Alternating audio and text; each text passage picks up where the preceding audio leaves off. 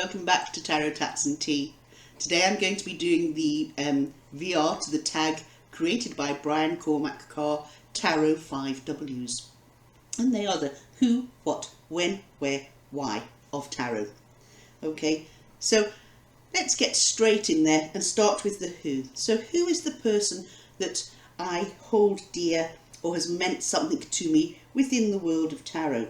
Now, I was very much on my own in the world of tarot from the age of 18 up until I would say about 8 years ago, nearly 9 years ago. I owned a deck that I purchased at the age of 18, and it was a deck that sort of came out sporadically. Obviously life takes over and you find you have less time to sort of put towards the study of tarot when you have a career, etc, etc. So when I retired, I was very lucky to be able to say, right, now I'm going to go back and really delve into the world of tarot. And I did. And I found that tarot, in a way, introduced me to a lot more people.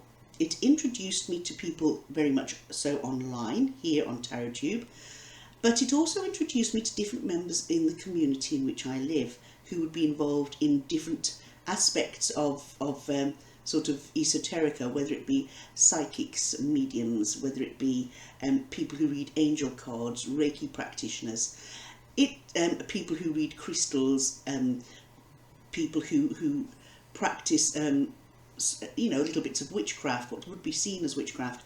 And these are people who my sort of entered my life, and I have to say enriched it. Now you would have people raising their arms and screaming and running for the hills hearing that, thinking, what the hell has Elaine got herself into?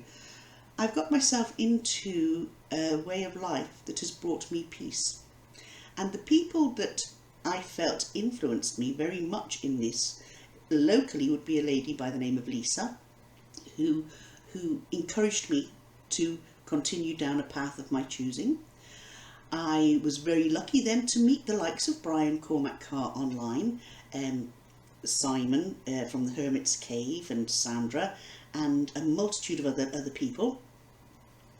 And these, observing them and their practices, made me realise that, well, do you know, actually, Elaine, you're not on your own here.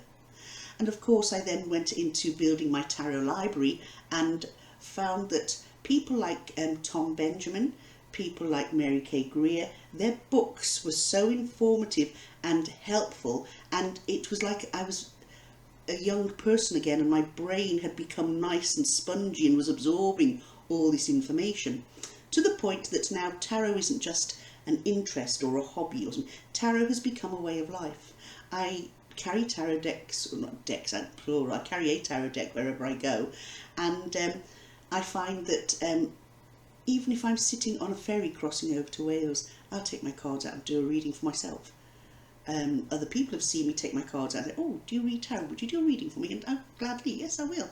And it's an interaction that tarot has brought with me, that and has introduced me to so many different people and opened my friendship circle up so much that I find that it really has brought a lot of enjoyment into my life, particularly in a time frame where I've gone through some pretty rough stuff, and it's helped me along that path. So for me, the people would be the likes of Tom Benjamin and Mary K. Greer, a lady locally by the name of Lisa, and of course the people that I've met through YouTube being the likes of Cormack Carr and Simon from the Hermit's Cave. Sandra as well, and Longman Tarot, or she, Sarah L. Wyman. There's five of us that have become very, very friendly, and it's I hope one day that we will actually meet up. So all these people have enriched my life a lot. And Gerald Schwab, I think he's so gorgeous, he really is. Right, so that's my who. What thing's important to me in tarot? Let me see. Excuse my creaky chair. I'm having my soup as well. I've been gardening this morning. So, let me see. Important to me in tarot, I enjoy I enjoy creating my own spreads, but there's a particular go-to spread that I use of my own that I find works really well when reading for other people. You sort of you can look at past, present, future, but it's also a general reading. It's sort of an inverted pyramid using 11 cards, and it's a spread that I have found is a brilliant reader. You sort of look at the core of this inverted pyramid and what's around you, and you can read it vertically, horizontally, diagonally, and going across the top where I've got the 5 cards laid out, the end card and the bottom card, I always like to see how they marry up to sort of going down the line, because it's a lovely spread. But other things that have become important to me within that I use in conjunction with tarot would be the likes of the following: charms. I have tarot charms and general charms that I use for charm casting, and this is often a brilliant thing to do when finishing off a reading and asking your querent to choose a charm, to close her eyes, pick a charm, and you read what you get energy-wise from that charm. This is just a few of them. These are the charms that I've set aside that I use with my ancestral tarot that I am nearly finished working with. I also like using, would you believe it, Rory story cubes. Okay, so we've got the Harry Potter version here, but it's great because you can pick one or more dice, it's entirely up to you, and roll them onto a storyboard. I used an old breadboard and resined it, and you pick out and you look at the expressions, you look at the activity, and you can actually, it's like reading charms, and it's like reading cards. It's what you get, and it's all that energy that comes in that. It's what you put into it and what you get out. And the deck that I love working with, this, now my initial deck that I got at the age of 18, I just, for some reason, it's an RWS deck. It was a standard RWS deck, and I think it's because there were so many blockages reading. I thought, I don't want that deck. I really don't want it. So I actually gifted that to somebody who started reading tarot. And this is my workhorse. This is my James Ratcliffe RWS 2.0. And you will have heard me going on about this deck so many times. You can see how grubby it is now, It is grubby, and I can't deny that. But it's used on a daily basis. It travels with me whenever I go anywhere. And it's a deck that I just keep very close to my heart. I just love it. I think this was my first sort of deck that I purchased that, what was it? No, what was my first one? That was the Crystal Skull. So this was I purchased this from my first MakePlayingCards.com deck, and you can see I love the colours. It's very bright, it's beautiful, and it's a deck that I just thoroughly love reading with. I love holding it, and I love the fact that I have bonded well with this deck, and it is a brilliant reader. I find that the readings are accurate and wonderful. I do with a lot of decks, but for whatever reason I feel I have bonded with this deck. This is my workhorse, this is my companion, and I love it. And things that are important, I just brought these down from upstairs as an example of the type of books that I have come across. Kim Huggins is another one, another person who has written a beautiful Tarot 101. This is a brilliant book. It's so informative and easy to follow. And she was also a creator of the Tarot Apocalypsis and the Tarot, what's my other one? I can't think of it. Illuminati, the Illuminati Tarot. It's beautiful. This is another book that I love. This one is very dear to me. As you can see, I have all things marked, but I keep dipping in and dipping out of it. And this is the Tarot for Writers by Corinne Kenner. This is something that is on my desk all the time that I refer to when jotting down my little ideas. And one of many of Mary Kay Greer's books I have, and that's the 21 Ways to Read a Tarot Card. And again, it's a book that is so easy to follow. It's gorgeous. Looking at number, it shows, you know, the way of the apprentice, and looking at emotions, descriptions, the name of the card, stepping out of the card, stepping into the card, etc., etc. So all these sort of things are what I hold dear, and I keep them all in my little room upstairs. So that's where I come to, sorry, when did I discover tarot? I discovered tarot at the age of 18. That's when I bought my first deck, and I bought it in a little shop, curio shop in Colwyn Bay. I went for my first tarot reading, someone reading for me, in October of 1993, which was some years later.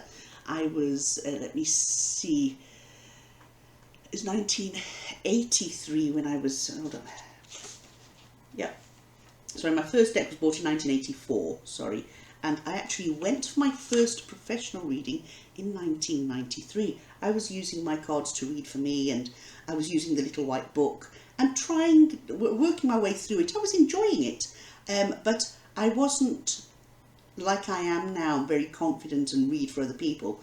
It was reading for myself. But they do say the hardest person to read for is yourself, because you have to not be biased. So that was in 1993. Now, the reading that I went to in 1993 was amazing. It was amazing. And I will tell you a little bit more about that when we come to the where section, okay? I did my first reading publicly. Now, I had read for sort of for friends and that over the years, but officially I took part in a charity event and read in a studio here in the town I live in now, and I thoroughly enjoyed it. And from there on in, I have had regular spots in shops and in studios, but I predominantly read from home. I have querents come to my home and I read here. Now, so at home, studios, shops, etc. Now, when I received my first reading, it was in Wrexham, in Wales. My friend and I and her mum had gone for a reading. Now, my friend and her mum were into tarot and they enjoyed going for their readings. I don't think she was reading tarot at the time. Like me, she came to it later on.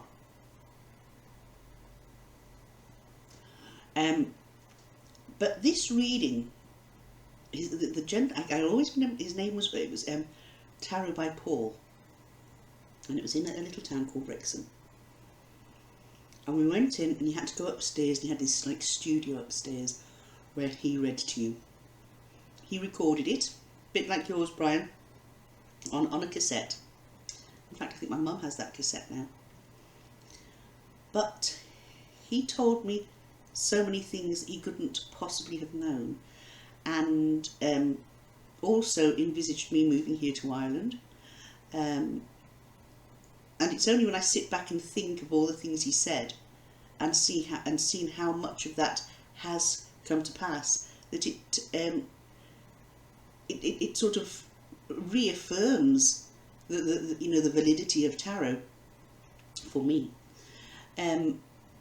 I do read for others. I love reading for others. I read from here in my home, predominantly now, and sometimes I am asked to do tarot evenings in the homes of other people, where I go in and I will read for maximum 6 people. Okay. Now, there's one aspect of the when, and it can the where, and that can be a place in a tarot card. And I really want to talk about this one because I love the Hermit card and I love the Strength card, because they're the sort of characteristics of those two cards have been things that sort of have represented my life for the last number of years, and I've had to rely on strength to get me through. I've had to rely on being able to step back and take time out, and the fact that I've studied, the fact that I also lead and help others too. And for me, a special place in tarot is when I close my eyes and I step into the land of tarot, whether you want to refer to it as a form of meditation, a form of relaxation, or just closing my eyes and creating a dream. It's envisaging the tarot growing and me stepping in through a door and sort of communicating with the character in that card and looking around and seeing what other characters from tarot are within that little world at the time. It's actually very magical and a form of escapism, and very can be very revealing, because you sort of go into your own mind and you can often find solutions to issues that you were unable to find when you were not in the land of tarot, shall we say. And finally, why? So I've done the who, what, when and where, and now it's why. Why do I love tarot? Why do I read tarot? Why do I keep reading tarot and even persist when things are frustrating? And I think it's when things are frustrating and you persist that you accidentally fall into your answer. You fall into a solution. I find tarot is quite a comfort in times of difficulty. I know there are people who in times of difficulty cannot read because they just are not in the mindset. And I think for me, when I'm having difficult times or if things aren't going well and I pull out my deck, I can lose myself in the deck, like I've just explained just now about stepping into the world of tarot. But also if I pull cards for myself, I have to almost physically pull myself out of a funky mindset and say, right, I need a clear head for this. And that, for me, is something that is a tool I use to lift myself out of times that I'm not feeling 100%. If I am feeling low, or if I'm not feeling, if I'm concerned about my health. I have asked questions about myself, my health, my life, and the answers I get, I think tarot actually does get fed up if you ask the same question, even if you ask it in different ways, but it's the same sort of topic, and it starts to say, right, do you know what, you're not listening the first time round, I'm not going to answer you anymore, and you get a load of baloney. But sometimes when you pull apart that baloney, it's giving you a kick in the backside and saying, actually, let's look at this again. You've asked me this before. The answer was, and there's the answer again. Getting the similar or same answers. I find that very comforting in a way. I use tarot to liaise with spirit. And that has come about through working through ancestral tarot and the ancestral grimoire. And I have found that if I want to talk to somebody, if I say, I want to talk to my dad, how would you deal with this, Dad? And I pull out a few cards and I can actually go back. And, some people might say, well, maybe that's just,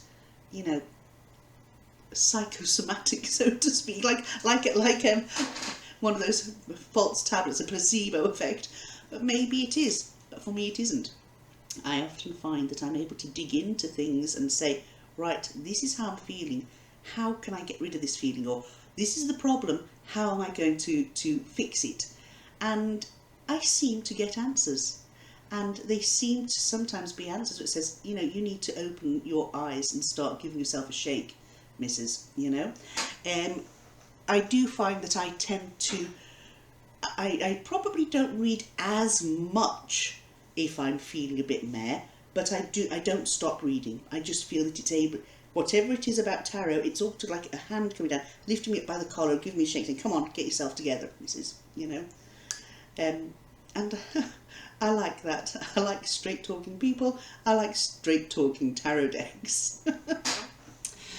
My love of tarot, I think it's because it's something I've got for me. It's something I can share if I want to share.